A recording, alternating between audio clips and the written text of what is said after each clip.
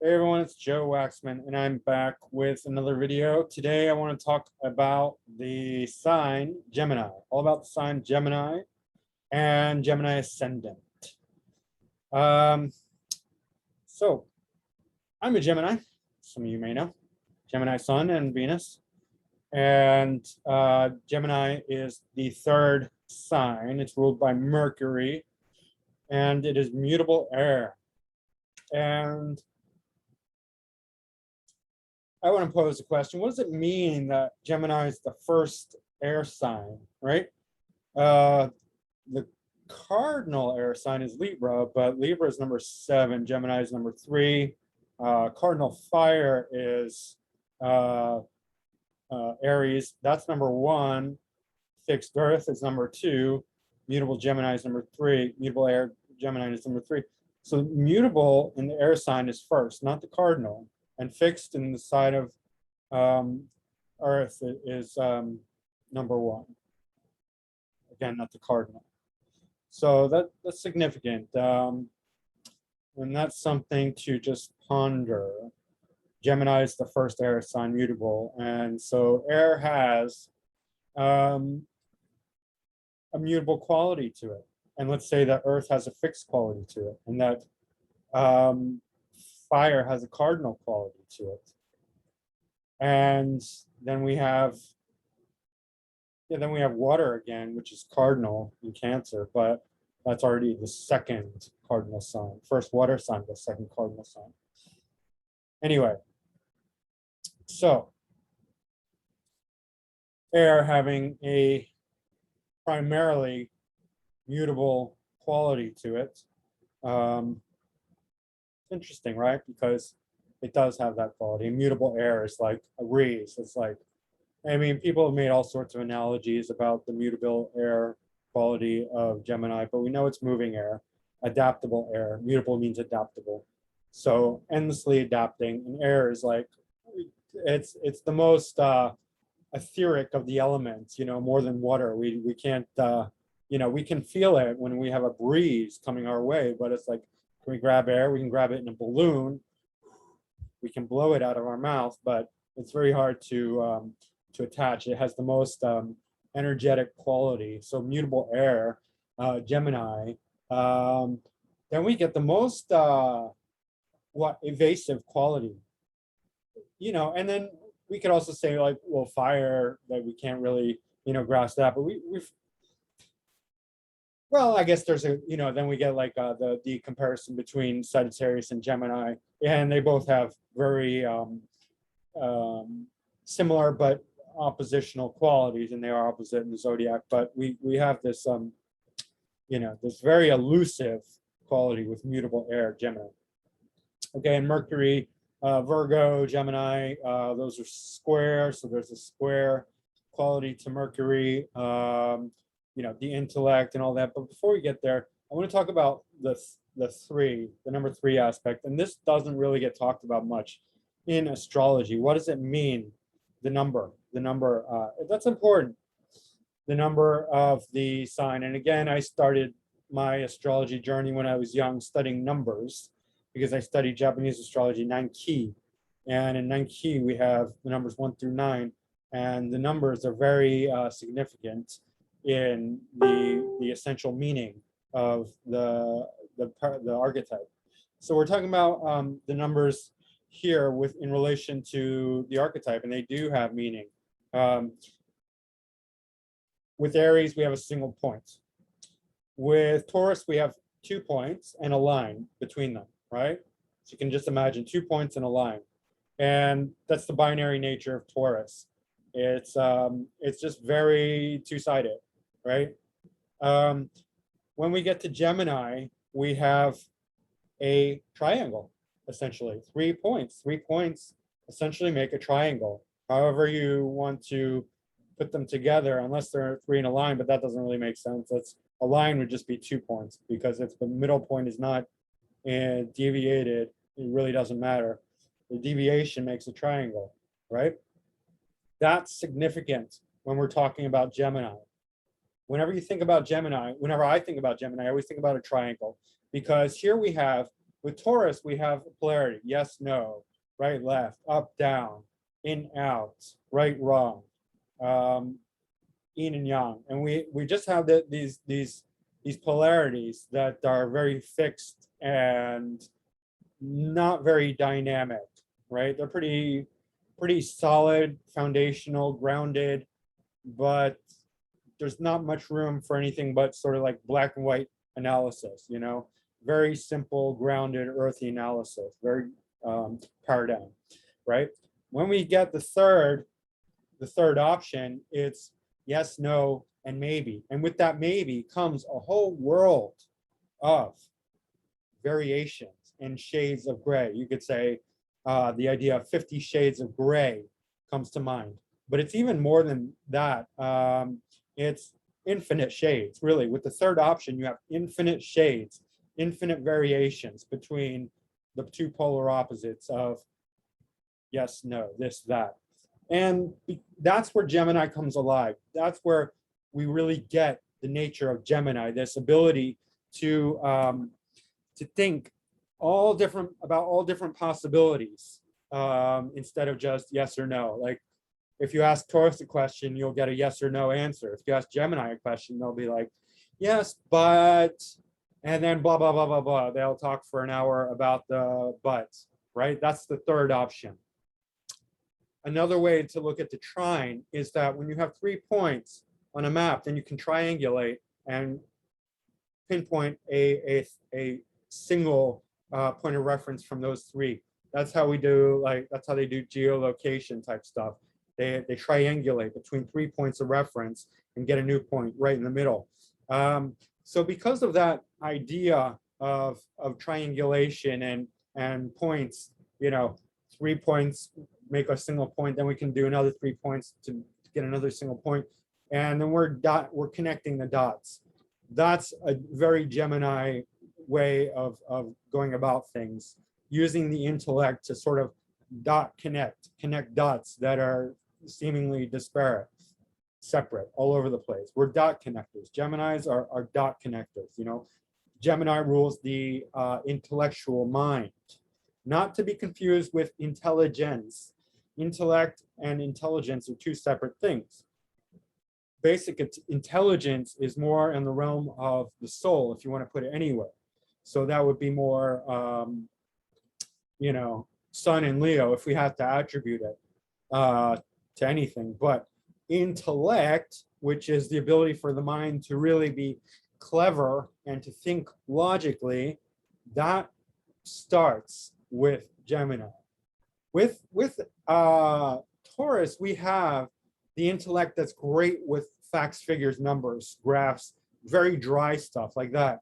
But with Gemini, we're getting the ability to ponder and speculate and to go above and to draw meaning from the facts, figures, where we start to abstract in Gemini. Gemini is where we begin abstraction. You know, in Aries, it's really, really simple. It's just very focused. Doesn't mean that Aries has no ability to think logically, because Mars is also a very logical planet, but it's just very it's just very direct and straightforward with Aries. With Taurus, again, we have the binary thing, so like numbers, facts, figures, digits, dry graphs, and all that. And then with Gemini, we have the abstraction, the third option. Which is interesting because Gemini is symbolized by the twins, but it's really the multiplicity with Gemini. The third option is where Gemini really comes alive. And that's why Gemini is so slippery. I mean, if you argue like with a Gemini, basically any mutable sign, but Gemini really, you know, to a large degree, it's like they'll just come up with endless ways to dance around the issue to no end. You know, they're mental gymnasts. Mental gymnastics is what the Gemini is really excels at. So yeah, so multiplicity, shades of gray, dot connectors, the ability to triangulate. Geminis are curious. They're so curious, right? Geminis want to know about everything.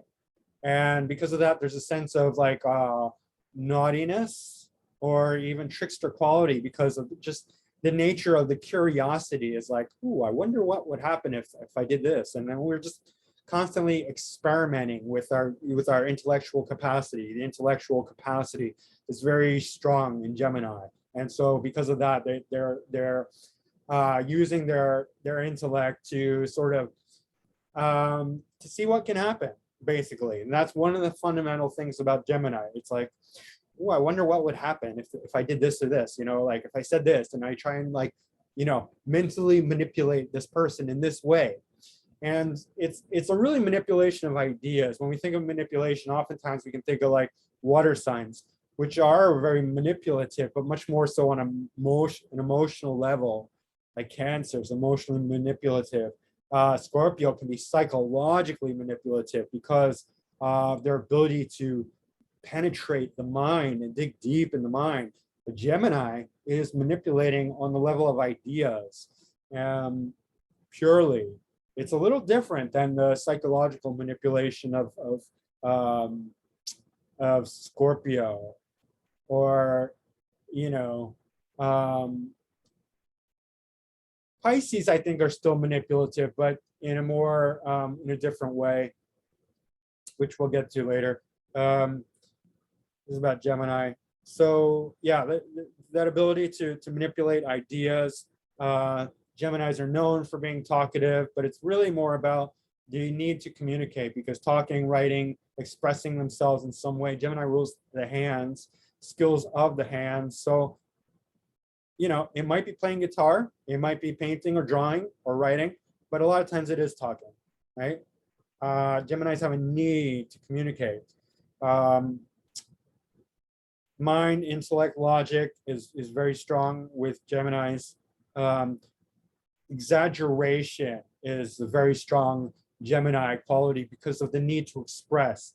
If a Gemini can exaggerate, then they're satisfying this really strong impulse to express. And it's not so much lying. People confuse this a lot of times, and it's really not right.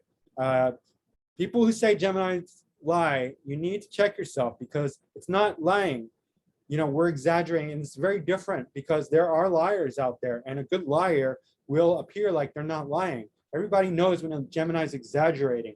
It's a whole different animal. Like, really, we need to, discriminate between how we say things. Yes, Geminis like to exaggerate because it fulfills the need to express themselves. When we can say, like, oh my God, this thing happened and it was amazing. It was the best thing ever, the biggest thing ever. Or like, like Donald Trump, I've got all the words. I got the best words. He's exaggerating. That's not a lie. A lie is when somebody's saying something that's intentionally meant to mislead you, and you're not even going to be able to tell it, because if they're a good liar, you won't even know. A really good liar, you can't tell, and you don't automatically know, but everybody knows when a Gemini is exaggerating. A Gemini will admit they're exaggerating because it's just part of how they express themselves.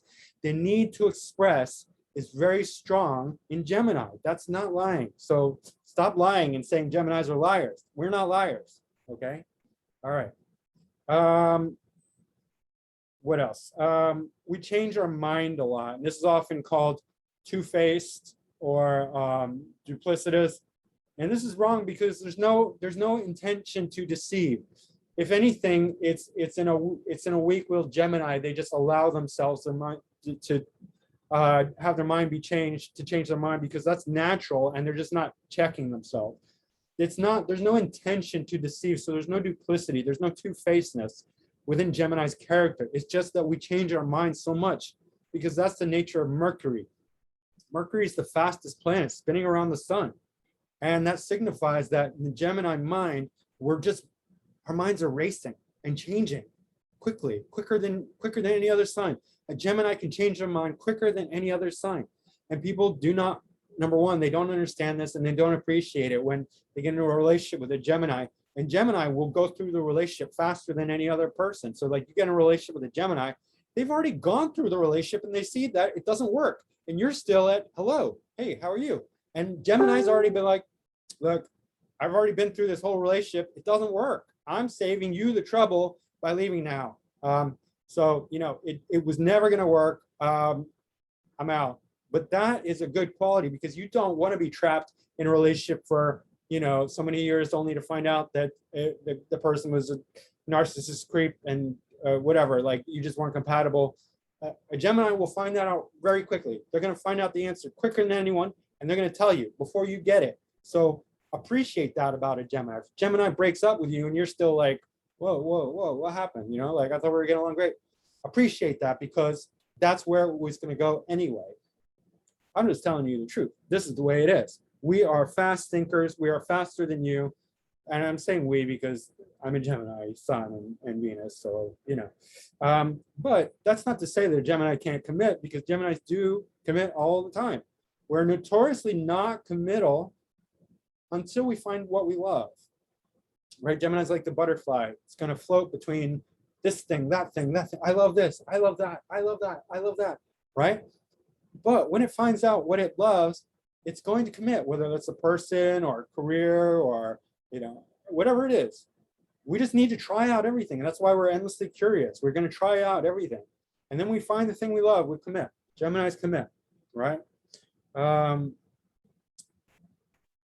What else? Geminis are great in social situation with friends, with siblings, or are very quick-witted. Again, that's a quick mercurial mind.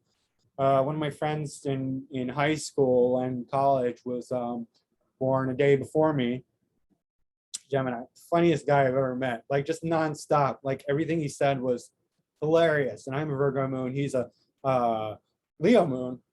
And that's why like he just had like, his sun and moon were sextile or minor square. Because I got the double Mercury, Gemini Virgo. It makes me more intellectual. He was more creative, but funny as hell. Just nonstop laughter, just rattling off the mouth, just joke after joke after joke. It's funny as hell.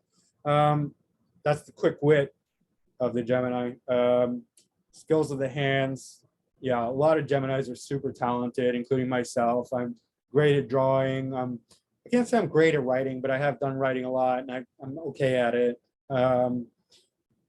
Talented. Prince is like master of like so many instruments, right? Gemini. Super entertaining and interesting, and the reason why that is because Gemini is so quick-minded, and we get bored easily that we're always seeking out new interesting things. That's one of the natures about Gemini, is like just trying new things and wanting to be novel and seeking the novelty of life always, constantly. Like everything has to be novel with a Gemini. Like this new. That's essentially a Gemini quality. And because of that, we're very interesting because we're always seeking the new. So we have this kind of new novelness right on the tip of our energy, of our awareness. So Geminis are very funny for that reason as well, because that novel awareness, that makes them very interesting, and that makes them have a tendency to always steer towards that which is very interesting, right? And also nervousness, because Gemini rules the intellect, the nervous system. Mercury does, essentially. Mercury and Uranus to some extent. So a lot of times Geminis are nervous and quick, fast talking, fast moving, speaking with their hands all over the place.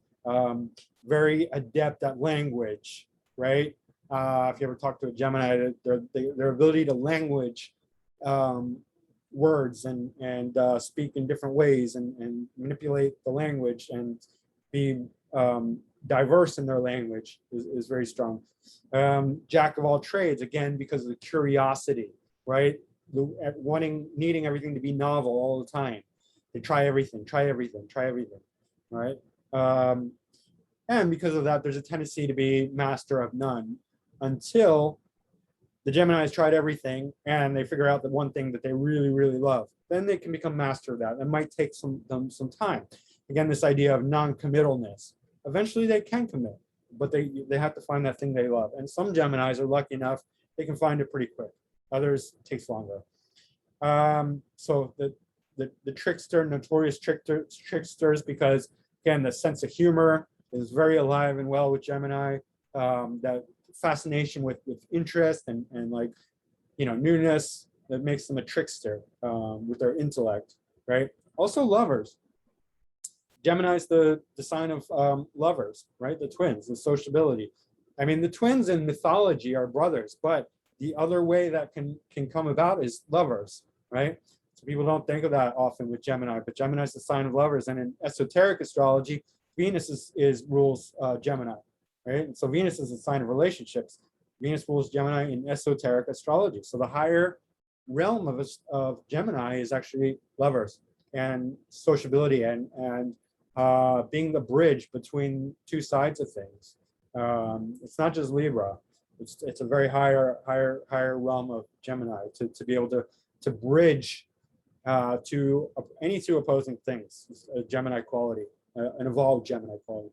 And lastly, Gemini is the sign of the magician, because Gemini is very much dominated by the intellect and the ability to manipulate ideas, so then they can, and skills of the hands as well. So between those two things, they can be the magician, right? If you have good hand skills, then you can hide with your hands and do all sorts of things, tricky things with your hands, and you can make magic. Right? So that's basically a description of the basic Gemini qualities. But now let's go over the Gemini Ascendant to dig even deeper and look into not just Gemini Ascendant qualities, but further understand Gemini nature, because this is going to describe Gemini nature more so. Any Gemini placement, Gemini Sun, Moon, Ascendant, Venus, Mercury, all of it, right? To some extent. So we just described Gemini Ascendant, Gemini on the front, the head, initiation. But let's look deeper. Okay, and this is just Amy Winehouse's chart. She's a Gemini Ascendant. Never mind the planets. We're just looking at the chart here. So Cancer in the second house. So Cancer is going to be very protective and kind of secretive and emotional. Here in the house of money, family, knowledge, speaking. So Gemini is going to have some hidden qualities, some hidden protective qualities, especially in the realm of knowledge. In essence, that Gemini is not going to let you know everything that they know. Gemini is going to be very protective of what they tell you, what they don't tell you. That's one of the things about Gemini. They're going to protect their knowledge, their assets, their wealth of information, their family, and they're going to tell you what you need to know, because that's a Cancerian quality. A Cancer has this protective, shielding quality, and it, whatever, and it shows what it values. Gemini loves and is very heartfelt about their assets, things they know, things they own, their family, their knowledge, their value, their sense of value, their wealth. These are all going to be things a Gemini holds close to their chest, and you're not really going to see that, because with water signs, they can hide. Water signs can hide things. They're secretive underneath. So you think a Gemini is not secretive? Well, we have our secrets, right? And we're not going to tell you about our secrets. We're going to mislead you about our secrets, because that's just, the nature of Gemini.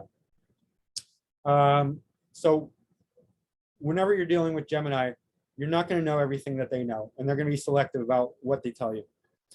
All right, third house, Leo. So this is where Gemini really shines, in their third house. Their ability to communicate, their ability to talk, their ability to write, their friends, their neighbors. It's a very social house. It's an intellectual house. It's Gemini's house in the natural zodiac. So this is very fitting. This is where we shine. This is where a Gemini Ascendant really shines their biggest light and has the most ego and pride about their intellect, right? Very obvious, very natural, very easy to understand. Fourth house, and never mind the quadrant houses. The quadrant houses are going to be different for everyone. We're just talking about the generic Gemini Ascendant again. Virgo in the fourth house, fourth sign. This shows that Gemini is going to be very particular about their home. about how they keep their home, about their environment. They're going to want it very clean and orderly and organized, and they're going to be very analytical. They're going to be at home thinking and studying and analyzing.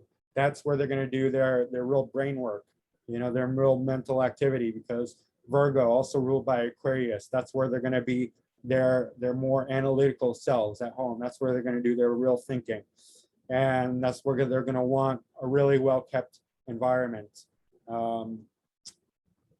And they're going to be very studious at home, studious upbringing generally, puritanical about that, about all those things. Fifth house. Fifth house is creativity, like fun and games, romance, children, Leo's original house. So they're going to be very fair-minded and just and balanced about all those things. In games, in creative aspects, when they have fun, they're going to bring their intellect, cardinal air, very natural, trine for Gemini, into all those things. They're going to be fair with their children. They're going to want balance and peace in the realm of the fifth house. This is not an area where you're going to see Gemini's darker side. They're going to be very fair and just to the best of their ability here, and peaceful. Where Gemini, now here is where it gets interesting. Scorpio is in the sixth sign. So what does that mean?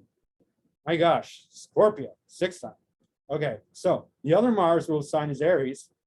Scorpio has Aries in the sixth sign. So if you think Gemini is a pushover and that you can fight them easily and that they will back down and that they're an easy target, think again. Okay, sixth house is the house of daily work, mundane routine, but also enemies, conflict. And the sixth house is where we fight. And Scorpio in the sixth house, being Mars ruled, and with Scorpio having Aries in the sixth house, I mean, Scorpio is a real fighter, right? So you challenge a Gemini, you're going to bring out their Scorpio. You're going to bring out their Scorpio quality. And here, Scorpio is not like Aries where it just attacks, head on, dead on. They're going to plan their attack. They're going to use their intellect to figure out, to strategize, to dig deep, to psychologize, to get even with you, to get back, to fight with you in the most, destructive, poisonous way they can. Because Scorpio, they're going to use Scorpio's methodology to fight. They're going to be scorpionic in their fighting. This also means in the mundane reality, Scorpio doesn't really do all that well in the sixth house because it's too mundane, and Scorpio likes things to be like deep and transformative, right? This is not a house of depth. It's Virgo's house, and it's although it's conflictual and Scorpio like can fight, there's not enough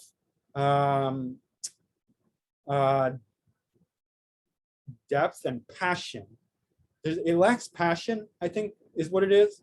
The sixth house. So Scorpio is going to bring a lot of passion to the sixth house, which means Gemini is going to want to make their daily routine and job more exciting. They're going to want more excitement and passion and depth and intensity in their daily routine than we normally allow. So Gemini will mix things up. At work, they're not going to be satisfied with just doing the same thing over and over again. They're going to want some excitement, some passion, some depth, some intensity. Seventh house, Sagittarius. I mean, obvious, everyone has the seventh house opposite to them. Geminis love exciting partners. They're going to want that Sagittarian high-minded philosophy. They're going to attract Sagittarian types to them. They're going to want adventure, excitement, interest, a lot of freedom, a lot of thinking, a lot of talking. They love Geminis and Sag get along great, potentially, because, Gemini has the rules that the intellect, Sag rules the higher-minded philosophy and all that. And together they can really stimulate each other, challenging each other, you know, Gemini will bring in the logic and the regular, dot connecting of the intellect, and Sag will get all philosophical and big-minded, and they'll have a great time together. Both will be down for adventures and going all over the place. Gemini will do the short distance traveling. Sag will do the long distance traveling, but they'll take each other along for the trips and show each other each other's world. Very great, very fascinating combination. Really exciting. And if you get two of them together, like if you're one of the less exciting signs, you'll have a great time with the Gem Sag combo. Capricorn in the 8th. That's so deadly serious. All right, Capricorn in the 8th. Oh my God, talk about heavy. You think Gemini is a lighthearted sign?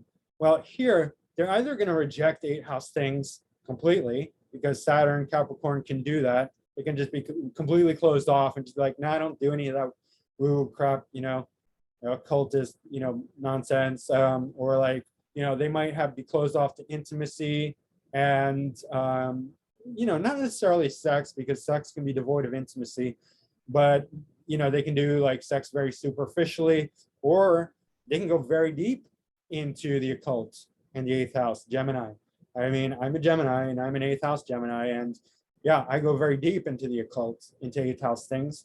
And I take it very serious, and they can even make careers out of it. So Gemini with, like I said before, the sign of the magician. The Gemini magician really comes alive when they embrace 8th house occult matters, because they're going to take it so seriously and so deep and make a career out of it, even possibly, like I have, right? And then intimacy will become very deep and serious and heavy. And what else? I mean, all the 8th house things, death, crisis. I mean, Capricorn, Saturn rules death anyway, but Scorpio, Pluto, they both have this quality of death, so the death theme is very strong here. This is the darker side of Gemini, very, very heavy and dark, right? So don't think Gemini is all just light and fun and, butterflies and, jokes and all that.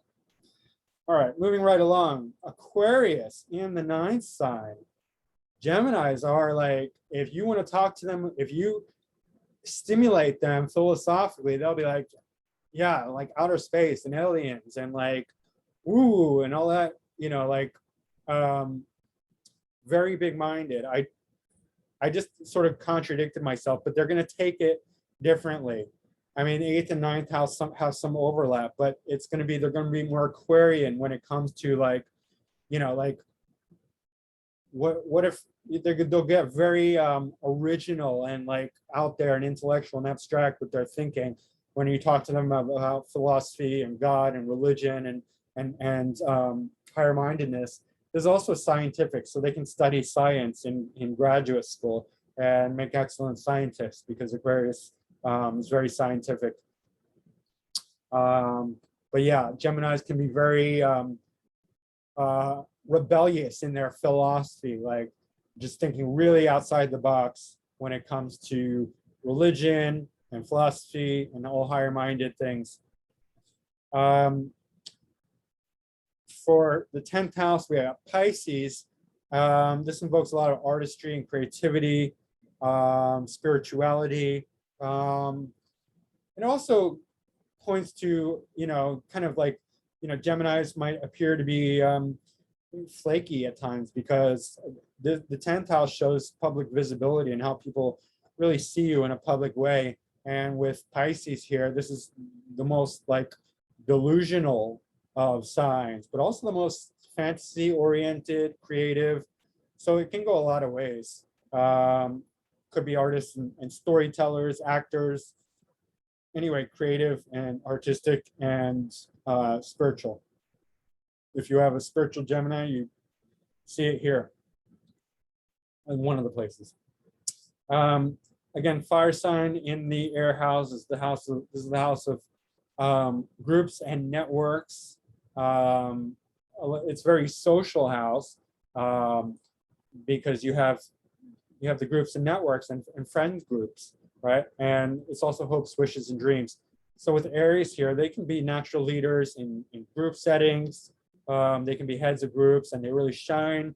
Their ego is very strong when it comes to group dynamics. They love the sociability aspect. They can gain a lot of confidence and identity out of groups and networks. So yeah, and they can be very inspired and inspiring in those sort of settings. They get a lot, they just really get fed. Like Aries is a sign of inspiration. So they really get inspired when groups come together around a central theme. It spurs their mind, makes them very active, and they just start thinking about all sorts of things. And a million ideas a minute can come to a Gemini when they're really inspired and mentally stimulated. So that's a very Aries thing, sparking the fires of the intellect in the group settings. Yeah, and natural leaders in the group environment, like I said. And here's something interesting. 12th sign, Taurus. 12th sign is where the material disappears. It becomes more like spiritual and subconscious and metaphysical and creative. So with Taurus in the 12th house, this is almost like a loss of Taurus. Taurus being the most fixed, the most grounded, the most practical, the most material. And this is like a loss of materiality for Gemini. It's one of the things that makes them so light in general, right? But this is also one of the things that makes them non-committal, because their subconscious mind is filled with this sense of slowness. Taurus is the slowest of signs. So like you cannot rush a Taurus. So kind of psychologically, the Taurian 12th house represents a inability to go deep into anything, because it's not wanting to be rushed. There's this sense that where if a Gemini has to go to one subject, they're going to want to spread out and go all over the place and not focus on that one thing, one person. They're going to want to spread out and take their time. And that's actually one of the keys to understanding Gemini. This is the secrets. You look at the water houses if you want to really understand the secrets of a sign. Geminis are actually very slow. They appear very fast, but they're actually very slow in their subconscious, right? Because they're going to take time to commit. They're going to take time to find the thing that they love. And they will commit, and they will love something. Taurus is Venus ruled, so it has a very strong connection to love, right? And that's the key with Gemini. This is the secret of Gemini. Give them time, give them space, allow their Taurus subconscious to take the time it needs to find what it loves and to come to terms with what it loves, because Taurus needs that time, it needs that slowness. You can't rush a Taurus, and you can't rush a Gemini to commit. That's the secret, I'm telling you, to Gemini. They have this very slow subconscious mind to them, and that's why they're always butterflying their way through life. I love this, I love that. They're going to want to try everything, because they're just not going to be rushed into committing to anything. They have a slow Taurus sensory subconscious that needs to, through time, figure out what it loves. Okay? Here we're just learning secrets about the signs, and I'm here to tell you secrets because I'm an 8th house Gemini Sun and Venus. So if you want to know, here's another secret. If you want to know what signs are going to tell secrets, look for the yang signs in the secret houses, especially 8th house, right? So yang sign means air or fire. And then Gemini the most, because Gemini is the most vocal of all the signs. So that's why, and we'll get to Scorpio, we'll look a bit deeper. When Scorpio is on the ascendant, Gemini is in the 8th house, Gemini will tell secrets of the Scorpio house, right? That's one of the secrets, okay? I just told you a secret about the nature of the secrets, okay? I'm going to tell you secrets, but if you look to a Capricorn, Gemini itself is not going to tell you the secrets of the secrets, because it has Capricorn. Capricorn's an yin sign, it's an earth. So it's going to know the secrets, but it's not going to tell you them. That's why Gemini itself might keep secrets. So then again, we're going to tell you secrets of the 8th house, but we might not tell you the secret of the secret. We might not tell you the most secret. Okay, well, there you go. You get the paradoxical nature of Gemini. If you even understood what I just said, maybe you didn't, but I did. So, oh well. That is the nature of Gemini. Okay, I told you a lot. I believe I did, and I hope you liked it. And that's it. I will get to Cancer next, and that's the 4th sign. One more thing while we're at it. Trines are, believe it or not, the nature of Gemini, or the nature of Mercury. Let's call it the nature of Gemini and Mercury. Because trines, we're the 3-pointed sign, triangle, right? Triangle, so dynamic. Okay, Gemini rules the triangle. Anytime you see a triangle, think Gemini. Anytime you think Gemini, think triangle. And whenever you see a trine, think Gemini, because of the ease of communication between these 2 aspects. A trine represents the easiest communication. Sextile would be more of a Virgo type thing. Trines are Gemini things. And just remember, Geminis have the ease of communication. Trines have the ease of communication. Whenever you have a trine, the 2 signs can communicate easily. Just think they have a Gemini between them. Hermes, the messenger god. The blue lines are Hermes, right? Communicating these 2 signs. So that means that the signs are communicating very, very well, right? Blue lines are Gemini. Blue lines are Mercury ruled, okay? Just something to think about. And there's other ways of looking at it. I'm not going to say there's not. You know, people have different, say, other things. I won't get into it, but this is the way I see it. This is the way it makes sense to me. So, yeah, there we have it. All right, guys, that's it for now. Don't forget to like, subscribe, share. If you enjoyed this content, go to macroastrology.com if you want to book a reading with me. And I will see you next time. Thanks. Bye.